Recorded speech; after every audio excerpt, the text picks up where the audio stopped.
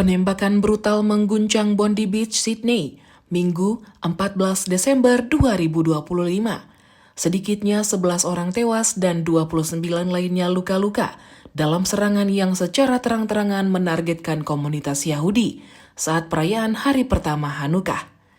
Aparat Australia menetapkan insiden ini sebagai aksi terorisme.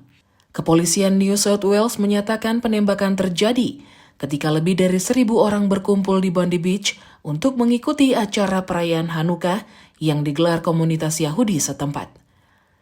Serangan terjadi di ruang publik terbuka saat keluarga dan anak-anak hadir dalam kegiatan yang seharusnya berlangsung damai.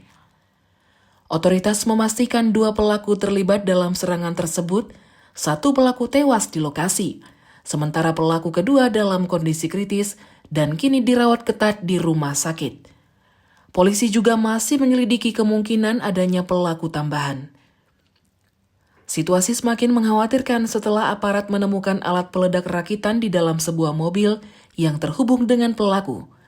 Area sekitar pantai langsung disterilkan dan unit penjinak bom dikerahkan untuk memastikan tidak ada ancaman lanjutan. Pemerintah Australia menegaskan serangan ini dirancang secara sengaja untuk menargetkan komunitas Yahudi. Perdana Menteri Anthony Albanese menyebutkan insiden tersebut sebagai upaya menebar ketakutan dan memecah belah masyarakat. This afternoon, there has been a devastating terrorist incident at Bondi at the Hanukkah by the Sea celebration.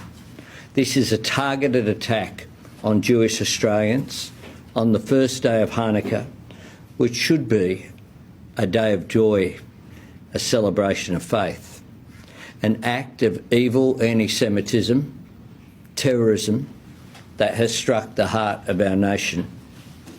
An attack on Jewish Australians is an attack on every Australian, and every Australian tonight will be, like me, devastated on this attack on our way of life. There is no place for this hate, violence and terrorism in our nation. Let me be clear, we will eradicate it. Amidst this vile act of violence and hate will emerge a moment of national unity where Australians across the board will embrace their fellow Australians of Jewish faith at this dark moment for our nation. Seraya menegaskan negara akan berdiri bersama komunitas Yahudi. Kecaman dan bela sungkawa mengalir dari berbagai pimpinan dunia. Sejumlah kepala negara menyebut serangan ini sebagai bentuk kebencian antisemit yang tidak dapat ditoleransi dimanapun. Penembakan ini mengguncang Australia, negara yang dikenal memiliki undang-undang senjata api yang sangat ketat dan jarang mengalami penembakan massal. Bondi Beach sendiri merupakan salah satu destinasi wisata paling ikonik di Australia, dengan lebih dari 2 juta wisatawan berkunjung sepanjang tahun 2024. Tragedi Bondi Beach menjadi peringatan keras bahwa ekstremisme dan kebencian kini menyasar ruang publik paling terbuka sekalipun.